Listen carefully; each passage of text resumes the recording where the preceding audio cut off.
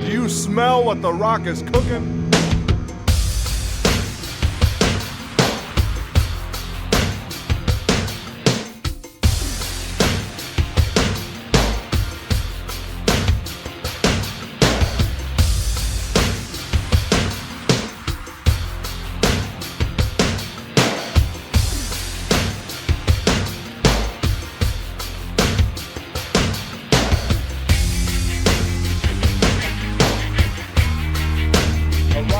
The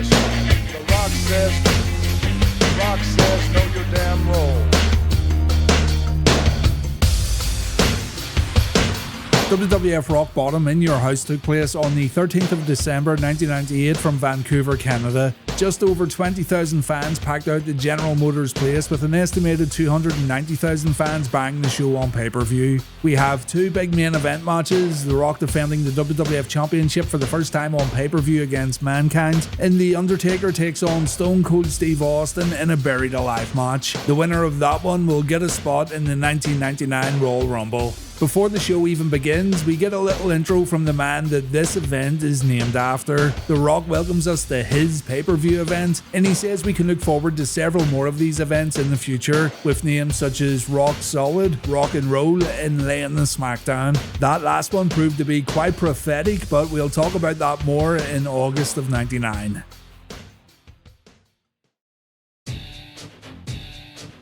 The pay-per-view properly begins, and the opening package highlights the feud between Undertaker and Stone Cold. We then get our first glimpse at the set for this show, and truth be told, if I was The Rock, I'd be none too impressed. The dulcet tones of Michael Cole can then be heard, and the first line of commentary that we hear on this show is, "We have hit rock bottom." Not exactly selling it to this there, are you, Michael?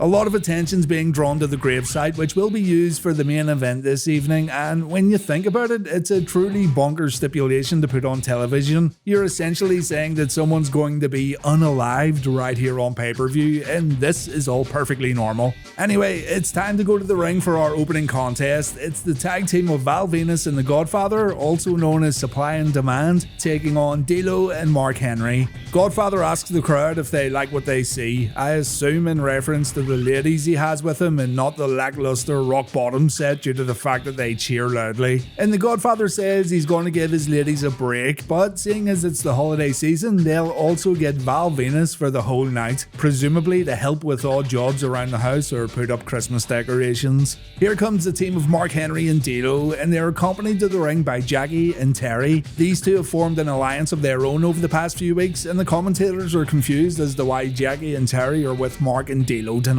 We finally get some wrestling on this show as D'Lo and Val start things off. D'Lo gets in some shots in the early going, but Val quickly turns the tide with a couple of clotheslines followed by a spinebuster. Godfather gets tagged in and he goes to work on his former Nation of Domination partner, but he's unable to connect with his thus far unnamed running splash in the corner. He is able to score with a kick to the shoulder while the crowd chant D'Lo sucks. D'Lo's so enraged by this that he tags in Big Mark and the big man enters the match. Godfather does hit his thus far unnamed running splash in the corner on this occasion, but Mark's able to answer back with a big old power slam and a couple of body slams. Mark misses his follow-up elbow though, which allows Godfather to tag in the big Val Boski. Val gets in a few right hands, but he falls victim to a big splash in the corner from the world's strongest man. D'Lo comes back in and he plants Val with a sky high, but the Godfather's there to break up the pinfall. D'Lo decides to head up top for the lowdown, but Val's able to roll out of the way and both men are now down on the mat. The two tag out and Supply and Demand take control with a double suplex to Mark. The crowd then perk up, not because of the Herculean feat of strength they've just seen, but instead for the confrontation between Terry, Jackie, and Godfather's female employees. This distracts D'Lo, Godfather, and the referee, allowing Jackie to pull Val's trunks down and slap him in the face, something you'd normally have to pay top dollar for. This all leads to Mark hitting Venis with a clothesline and a big splash for the pin and the win. A pretty standard tag team match here. The fans seemed way more interested in the ladies on the outside than the action inside the ring.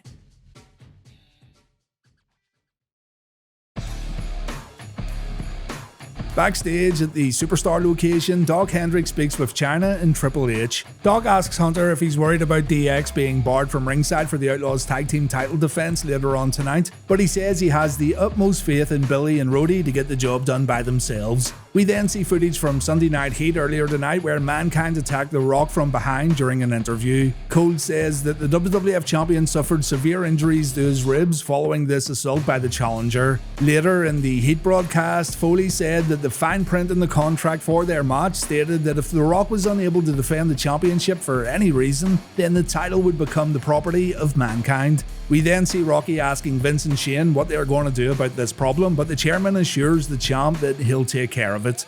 Yet more tag team action next as the Headbangers take on the Oddities. Kurgan looks to use his weight advantage as he picks Mosh up and he throws him into the corner, but Mosh uses his quickness to avoid Kurgan's attempted corner splash. The Headbanger then mounts the ropes to lay in a few right hands before hanging the big man's throat over the top rope. Mosh does get caught with a big slam from Kurgan, but he's able to avoid Kurgan's big boot. He makes the tag to Thrasher. Thrasher screams, "Come on, you big goofy bastard," and Kurgan responds like any self-respecting goofy bastard would. The goofiness does subside momentarily as Kurgan scores with a sidewalk slam to Thrasher before choking him in the corner. Mosh tries to intervene, but he gets thrown into the corner and both Headbangers get squished. I should mention that the crowd are absolutely silent here, although they do make some noise when Golga comes in. Golga decides to squish the Headbangers in the corner himself before giving us a ticket to the gun show. Bang bang indeed. He puts the guns back in their holsters long enough to deliver a big elbow drop before dropping a leg for a 2.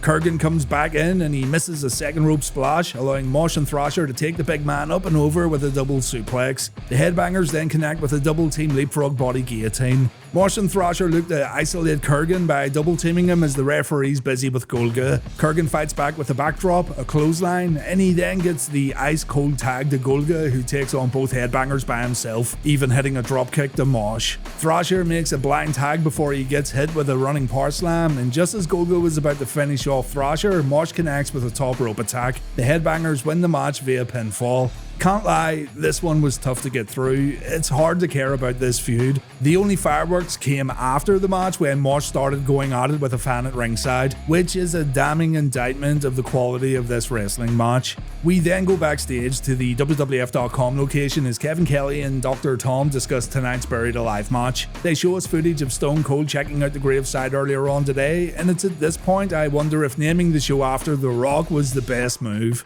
We cut to Vince, Shane and the Stooges discussing what they're going to do about this situation involving the WWF champion and his injured ribs. Briscoe decides the solution is to get Vince some coffee, and we just leave it at that. Way to go, Briscoe.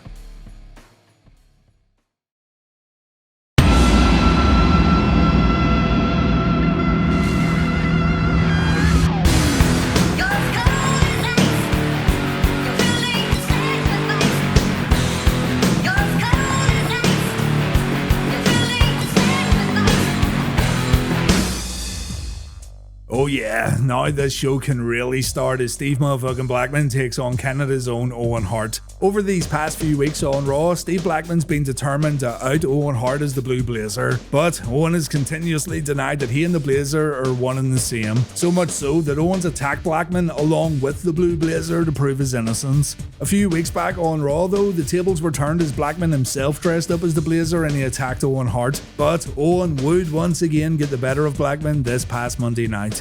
Owen comes out to the biggest pop of the night so far. These Canadian fans are delighted to see their fellow countrymen. Our boy Steve gets a hostile reaction on his way out, but little do these fans know that Blackman's fueled by booze, thereby making him more unstoppable than he normally is. Owen knows this, so he immediately goes on the attack to gain any sort of advantage he can, which includes hitting a suplex and a leg drop. This was all part of Steve's plan though, to lure Owen into a false sense of security so he can gain the advantage with a back body drop and a spin kick to the face. Owen gets sent to the outside, and even at this early stage he realizes he can't possibly beat Steve Blackman, so he decides to head back up the ramp and call it a day. Blackman runs out after him and he stops the King of Hearts with a clothesline on the floor before bringing him back inside the ring, where he hits Owen with a snap suplex and a backbreaker. We then see a bow and arrow from Steve Blackman, a very fitting move for the man who calls himself the Lethal Weapon. Do you like that one? No? Owen comes back with an enziguri, which the crowd pop big for, before dropping a knee on Blackman's head for a 2. The crowd think that Owen's going to go for a sharpshooter, but he instead just boots Blackman in the midsection before heading to his brother's rope. The danger's real, even for family members, as Owen misses his move when Blackman gets a boot up. Steve capitalizes with a suplex and an elbow drop, and he looks to connect with another kick, but Owen holds onto the ropes and once again he heads to the outside. Steve has no time for such time-wasting shenanigans, so he drops Owen with a baseball slide before bringing him back inside the ring. But Owen intercepts Steve rolling in and he lays the boots into Big Stevie Cool. He follows this up with an atomic drop and a great looking leg lariat, but it only gets a 2. Owen then finds the top rope to be less of a cruel mistress as he hits a picture-perfect elbow drop for another near fall. Hold the phone, ladies and gents, we get our first chinlock of the evening, and how appropriate that it's from the Canadian in Vancouver. Blackman does fight out of it because of course he does, but Owen buries his knee into the midsection of Blackman before heading upstairs to hit a twisting crossbody. Blackman rolls through though and he gets a near fall. Owen's able to hit a second enziguri before he decides to remove the top turnbuckle pad. However, it's Owen who ends up going sternum first into the buckle before taking a dropkick to the back. A hot trick of elbows from Blackman leads to him applying a sleeper to Owen, but Owen pushes Steve off and he counters with the Dragon Sleeper, the move he learned from Blackman Dojo trainee Dan Severn. Owen looks like he might have this one in the bag, but Steve gets vicious with a few knees to the head. Owen regains control with a DDT and he signals that he's going to head upstairs once again. Blackman catches Owen coming off the top rope and he's able to lock in a sharpshooter. An American putting on a sharpshooter on a Hart in Canada. Nothing notable there at all. Unlike his brother, Owen's able to get to the ropes to break the hold before once again rolling to the outside. Blackman follows him and the two have a brief fight on the ramp before Blackman heads back to the ring. Owen, on the other hand, decides to keep walking up the ramp as the ref reaches the count of 10. Steve Blackman's going to win this one via countout and the fans aren't happy. A real shame to end it this way, as this was, without a doubt, the best match on the card so far. No blue blazer nonsense during the match was also quite surprising, but there you have it. Vince walks around backstage and he's calling out for Mankind. It seems that Vinnie Mac's plan is to discuss this issue with Mick face to face. He finds a door with Mankind's office written on it. He opens the door and Mick tells Vince to pull up a chair. It's time that these two had a conversation. More tag team action up next, except this time it's of the 6-man variety as the Job Squad take on the Brood. Unfortunately for all ye fans of the Brood's entrance, you have to settle for the Poundland/Dollar Tree equivalent as the lads just come out through the entranceway. No ominous ascent from hell for you, Canada. Al Snow gets some words of advice from Head before Edge launches an attack on Bob Holly. Bob, along with his new haircut, puts a stop to Edge's early flurry with a shoulder block and a power slam before looking to seal the deal with a Falcon Arrow. Edge gets a boot up in the corner, which allows him to hit an electric chair drop to the former Sparky Plug. Christian gets tagged in, but he can't keep the advantage as Bob drops the former light heavyweight champion with a double underhook powerbomb before tagging in Scorpio. Too Cold connects with a couple of corner clotheslines before hitting a spinning heel kick. Scorpio then heads to the second rope and he delivers a somersault leg drop for a 2. Al then tags in and he introduces himself to Christian with a series of headbutts and a clothesline. He follows this up with a nice exploder suplex before looking to Head to see what he should do next. Whatever Head said, it didn't work, as Christian slams Snow's head into the mat before delivering a dropkick. Gangrel tags in, he takes the wind out of Al with a hard Irish whip into the corner, and the two counter each other's attempts at a back suplex before Al decides to hit on Northern Lights instead. Al then scores with a wheelbarrow suplex. Gangrel puts a stop to Al's offense with a DDT before bringing the Snowman to the Brood's corner to do a bit of triple teaming. Edge then comes in and he immediately pops on a chinlock in a 6-man tag match. Good man. He keeps it locked in for a good long while before Al fights back to his feet and he's able to drop Edge Edge with an inverted enziguri. Snow wants to tag out, but Edge prevents him from doing so, and the Brood keep the advantage until Al gets a rush of adrenaline. He takes out both Edge and Gangrel, allowing him to make the tag to Scorpio, who nails Christian with his version of Trouble in Paradise. All 6 men start fighting around the ringside area, allowing Al to take advantage of a referee distraction to clock Christian with head. More ringside brawling ensues, so Scorpio heads up top and he scores with a moonsault leg drop, but Edge breaks up the pin attempt. What a fantastic move right here from Scorpio. Edge uses Gangrel as a springboard to dive over the ropes and take out Bob and Al, leaving Scorpio all alone to take an impaler from Christian. The Brood pick up the victory here tonight at Rock Bottom. This was a decent match, absolutely no complaints, but the crowd were once again deadly silent. Following the bout, we cut backstage to Vince and Mick chatting inside Mankind's office, but we can't hear what they're saying, so the fate of the WWF title match, as it stands, is still up in the air.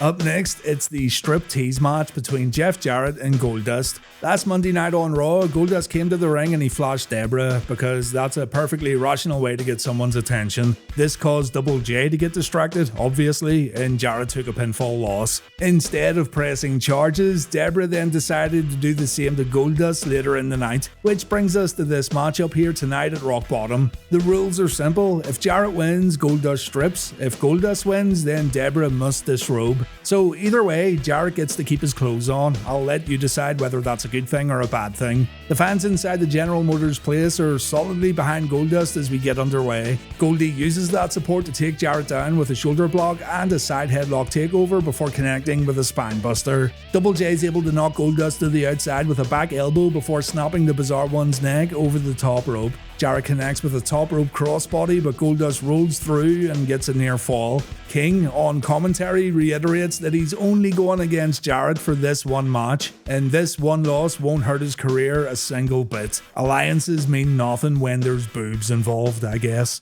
Unfortunately for King, Jarrett's able to take control with a single arm DDT followed by a swinging neckbreaker, but it only gets him a 2. Goldust is able to turn the tide momentarily with a vertical suplex, but he gets caught with a dropkick from Jarrett before being put in a sleeper. The hold stays applied for a long time before the referee checks to see if Goldust is passed out. He drops the arm once, twice, but not thrice as Goldust fights up and breaks the hold with a backdrop. Jeff signals to Deborah to grab the guitar and swing at Goldust, but Goldie reverses and Jarrett almost gets whacked. The referee gets distracted as Goldust hits the curtain call, and the ref remains distracted for the follow-up cover. Jarrett looks to take advantage with a roll-up. Goldust sits down and almost scores the win, but Jarrett kicks out. A bulldog gets another 2 for Goldust as the fans are becoming desperate for Goldie to get the job done. Goldust sets up Jeff for the Shattered Dreams, which would be a DQ by the way, but Deborah intervenes. The plan backfires as the ref is once again busy with Deborah. Goldust is able to shatter Double J's dreams behind the referee's back. Jeff rolls to the outside as the ref administers his 10 count, and Deborah smashes the acoustic equalizer over Goldust's head. Jarrett rolls back in and he plants Goldust with his front Russian leg sweep, later renamed the Stroke, and Double J picks up a tainted victory at Rock Bottom. But hold your horses, here comes the corporate commissioner, Shawn Michaels. He sends Jeff to the back, but he keeps Deborah in the ring, and he explains that he was thumbing through his WWF rulebook, and it states that if someone brings in a foreign object, such as a guitar, then that results in a disqualification. Therefore, the winner of this match is Goldust. HBK is going out of his way to make things up for the Canadian fans, it would seem. Deborah is none too pleased about this turn of events, but she adheres to the stipulation, and to quote Shawn himself, she stops her grinning and drops her linen. So yeah, Deborah strips on pay-per-view, and truth be told, it goes on for a pretty long time. Young viewers watching with their parents might have had quite the awkward experience here. I'm not going to show it here by the way, because it's YouTube we're dealing with here, so if you're that desperate to check it out, and I know you all are, you can go and find it on your own time. The proceedings do eventually get interrupted by Jarrett in the blue blazer, who covered Deborah up with the blazer's entrance robe, much to the annoyance of the fans in attendance and the commentary team.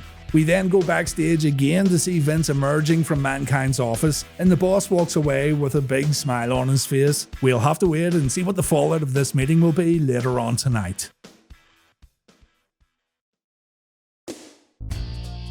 Tag team title time, as the new Age Outlaws are set to defend their gold against the Big Boss Man and Ken Shamrock of the Corporation. A lot of tag matches on this show. The Corporation had been on a recruitment drive to bring the tag team champions into the fold, and initially it looked like the Outlaws had accepted the offer to join the Corporation. Last week on Raw though, the Outlaws proved their allegiance to D-Generation X by double-crossing the corporate team, and as punishment for their actions, they must now put their tag team titles on the line against Ken Shamrock and the Boss Man. Shawn Michaels has barred the rest of DX from ringside for this matchup, so the Outlaws are going to have to go it alone if they want to walk out of Vancouver with the tag straps. Ladies and gentlemen, boys and girls, children of all ages.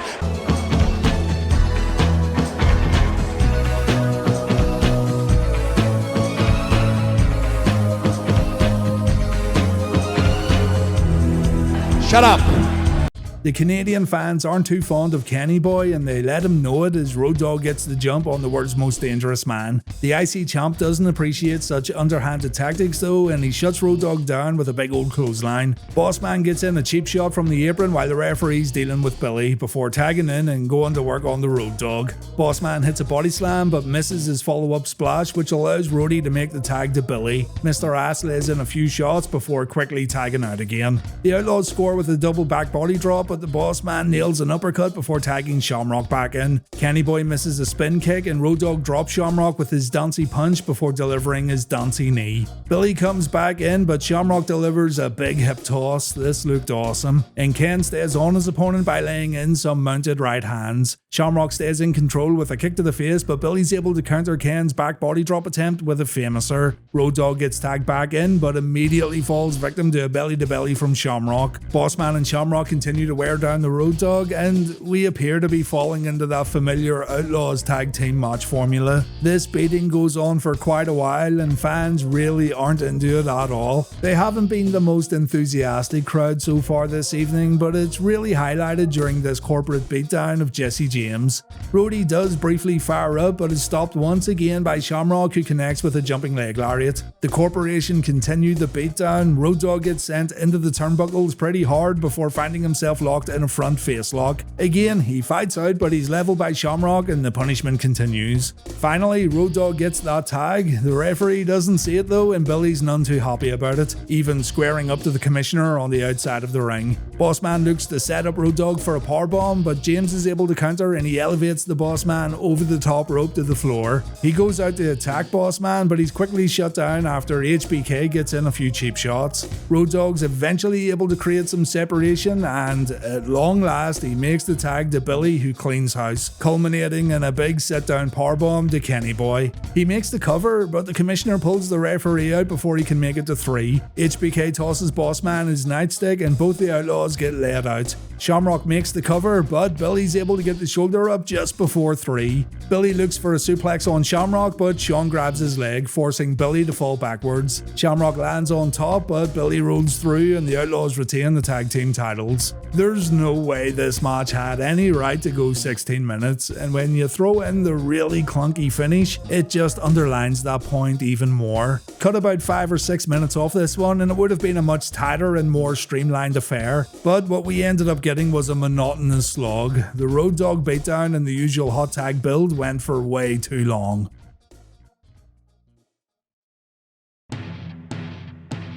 It's time for the WWF Championship match as the corporate champion The Rock defends against Mankind. Vince McMahon stated that he had a problem with the people and therefore he had a problem with their champion, The Rock. Vince would go on to make Rocky's life miserable, screwing him out of the opportunity to become WWF champion and putting his career on the line against Mark Henry. The Rock would be victorious in that match thanks to some help from Vince's son Shane, therefore qualifying for the Deadly Game tournament at Survivor Series. Rock would make it through to the finals of the tournament where he would meet Vince's chosen corporate representative, Mankind. In a shocking turn of events, however, Vince would screw Mankind out of the title, revealing to the world that he and The Rock had been in cahoots this whole time.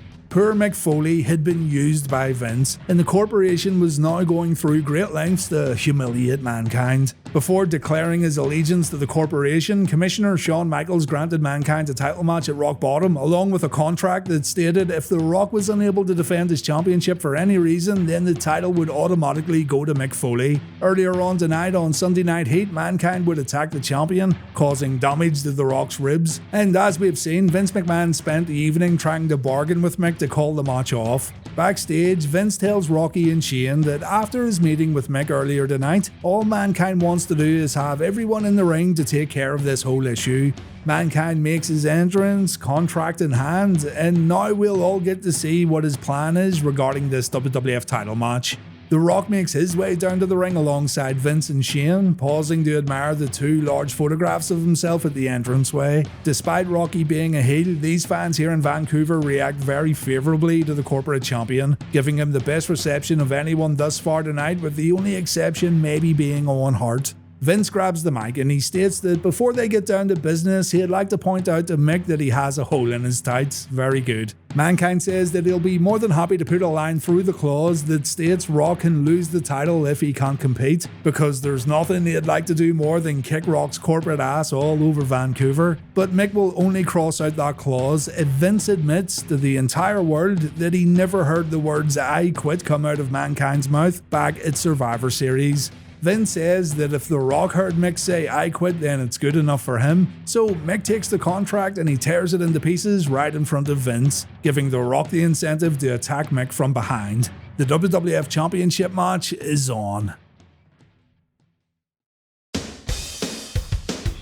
Rocky lays in a few right hands to start the match off, but Mick turns things around and the champ gets pummeled in the corner. Foley turns his attention to the injured ribs of The Rock before choking him over the middle rope. The action then spills to the outside and Rocky ends up getting thrown into the ring steps before getting his head bounced off the barricade. Mankind then whips Rocky into the ring apron and he follows that up with a clothesline on the floor. The Rock's in a lot of trouble early on here and the chairman looks concerned as his champion gets his face introduced to the announce table. Mankind throws Rocky back inside the ring and Vince gets on the mic. McMahon tells Mike Chioda that if Mick continues to do stuff like he just did at the announce table, then the challenger has to be disqualified immediately. This distraction allows the champ to take Mick down with a clothesline before laying in more right hands, and he chokes Mankind in the corner, and once again the fight goes to the outside. We see the blatant hypocrisy of the boss in action as Rocky chokes Mankind with a cable, but of course the corporate champ doesn't get disqualified. Rock then gets tossed over the top to the floor and Mick connects with a baseball slide which sends Rock into the announce table. Mick looks like he's gonna dive on the champ from the second rope, but Shane's able to grab Mick's foot,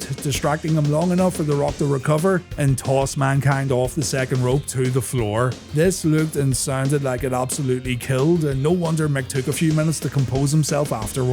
Rock then takes Cole's headset and he talks some trash to the millions, taking time to smash Mick's head into the commentary table while doing so. He then rehydrates Mankind by spitting water in his face, but all that does is fire Mick up as he repays the favour before climbing over the desk to lay the smackdown on Rocky. Mick then grabs a chair, despite knowing that he'll get DQ'd if he uses it, but Rock's able to stop Foley and he delivers a DDT on that same chair. Back inside the ropes, The Rock plants Foley with a body slam, setting up for the corporate elbow. Rock hits it flush, much to the delight of fans in attendance, but it only garners a 2. Foley counters an attempted back body drop with a swinging neckbreaker, and both men are down as Vince and Shane watch on nervously. The two men get back to their feet slowly, and Mankind floors the champion with a clothesline before dropping the leg for a near fall. Mick drops another leg to the midsection this time, which could only be construed as being a little low. And so, of course, Vince demands that the ref disqualifies Mankind. But before Mike Chioda can do anything, he gets laid out with a piledriver from Foley, and the match continues on. Vince then tells the timekeeper to ring the bell, but Mick takes him out too before turning his attention to the boss. Rock's able to neutralize Mick with a chair shot to the back before he can get his hands on McMahon though.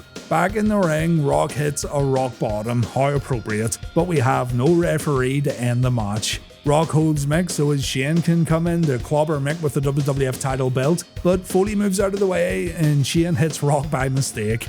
Mick drapes an arm across just as the second referee comes down, but The Rock manages to get his shoulder up at 2.5. Rock answers with a float over DDT, but he misses a clothesline, walking right into a double arm DDT, which garners another near fall for the challenger. Foley decides it's time to bring out the big guns as Mr. Socko emerges from Mankind's tights, and Mr. Socko ends up down Rocky's gullet. Mankind keeps it locked in tight as Rock tries to fight out, but eventually Rock fades away and the referee calls for the bell. We have just crowned a new WWF champion at Rock Bottom. Vince, however, sees things differently as he gets on the mic to announce that yes, Mankind did win the match, but since The Rock never tapped out or said "I quit," then he's still the World Wrestling Federation champion, using Mick's own grievance from Survivor Series against him here. Mick doesn't take this news too well, so Vince McMahon takes Mr. Socko. Shane tries to save his dad with a chair shot to Mick's back, but all this does is give Shane a formal introduction to Mr. Socko as well. The Stooges then come down to help out. They too are quickly dealt with, but Shamrock and the Boss Man show up and they're able to finally subdue Mankind. Rock gets in a few cheap shots before raising the championship gold above his head as the McMahons are helped to the back by the corporation. The Rock celebrates on the stage with his corporate brethren as a dejected Mick Foley limps his way back up the ramp. As far as this show goes, this match has far and away been the best on the card, which shouldn't be surprising if you watch their match back at Survivor Series. These two have great chemistry, and it's safe to say that this won't be the last time we see these two men in the ring together going forward. As a matter of fact, things are going to get really violent between these two at the beginning of 1999.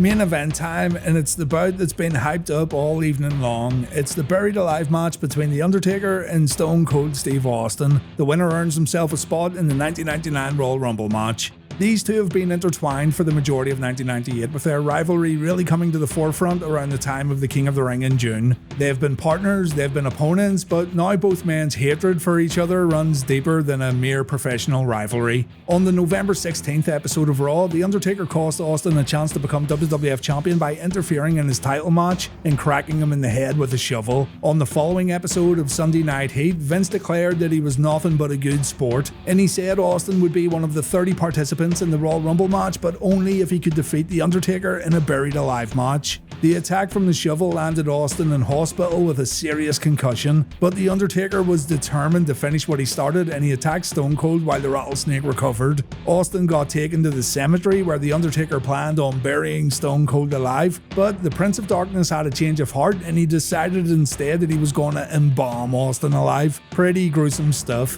Just as he was about to do the deed, Kane showed up to fight his brother, allowing Austin to escape with his life. The following week, Austin repaid the favour and he took The Undertaker out with a shovel of his own before he and Kane took Paul Bearer hostage and Mr. Bearer got put in the sewers. On the Go Home episode of Raw, following a tag team match featuring Austin and Mankind against Undertaker and Rock, the dead man would tie Austin to his symbol and he raised the rattlesnake into the air in a symbolic crucifixion, stating that he's taken Austin's mind, body and soul and the only thing left was to bury him alive. Let's see if that premonition comes true tonight at Rock Bottom.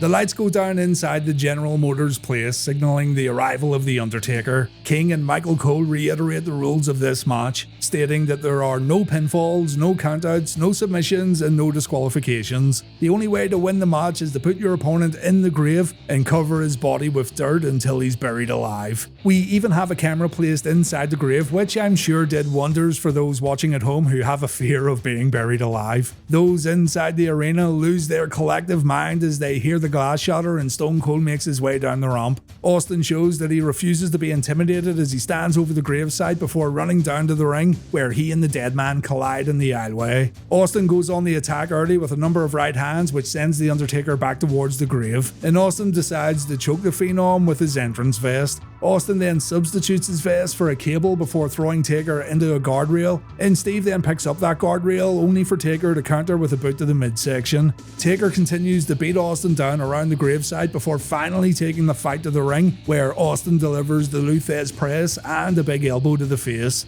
Undertaker then gets his Creature of the Night smashed into the steel ring post before getting his knee wrapped around that same ring post. Austin scores with a double axe handle from the barricade before sending Taker into the ring steps, but the dead man ends up catching Austin with a big boot to the face. Austin then gets thrown into the laps of the Spanish announce team. He's able to fight back and looks to pile drive Taker on the floor, but it's Austin who ends up on the concrete as he gets countered with a backdrop.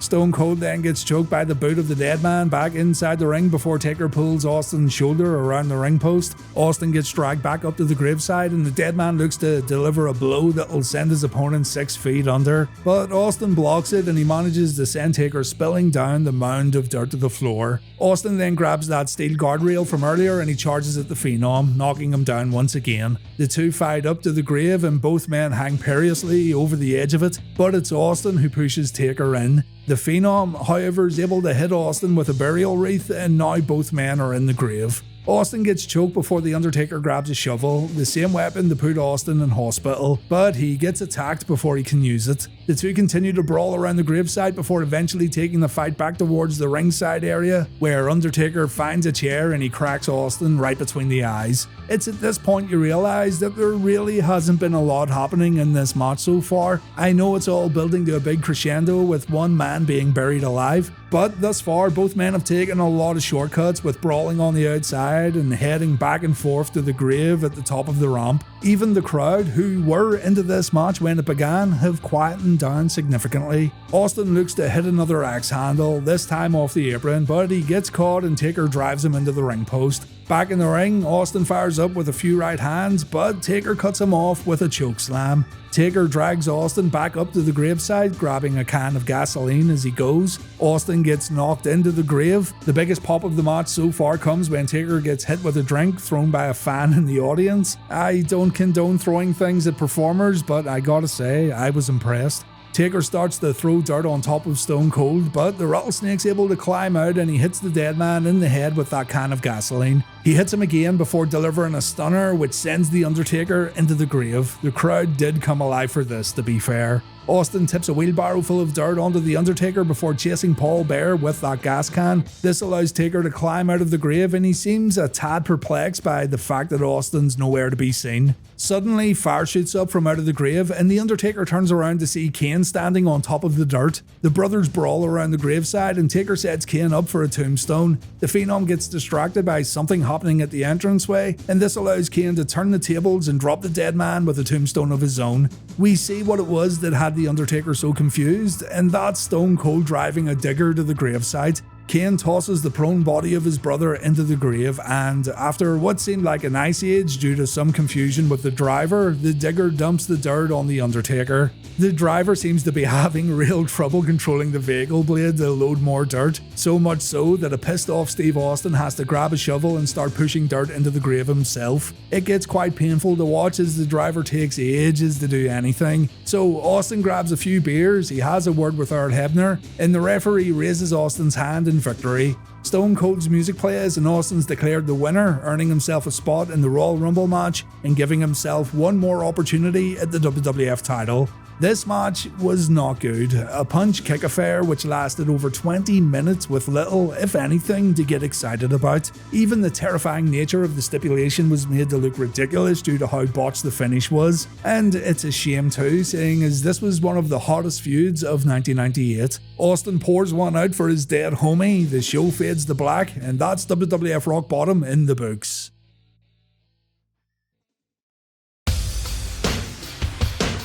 Not a great show from the WWF this time around. Out of all 8 matches on the card, only one could be deemed as worth seeing, that being the WWF title match. Despite it only really being a match that could be described as solid, it seems so much better than what it was when compared to everything else on this card, you know? The Blackman vs. Owen match was okay, but you wouldn't feel like you'd missed out if you didn't see it. Everything else was mediocre to downright boring, and that's the worst thing that a wrestling show can be, in my opinion. Hopefully things will pick up when we have a look at the fallout from Rock Bottom on the next episode of Reliving the War. Join me on Thursday and we'll see what Vince has in store for Stone Cold now that he's guaranteed a spot in the Royal Rumble. Thanks for watching this one, guys, and please take care.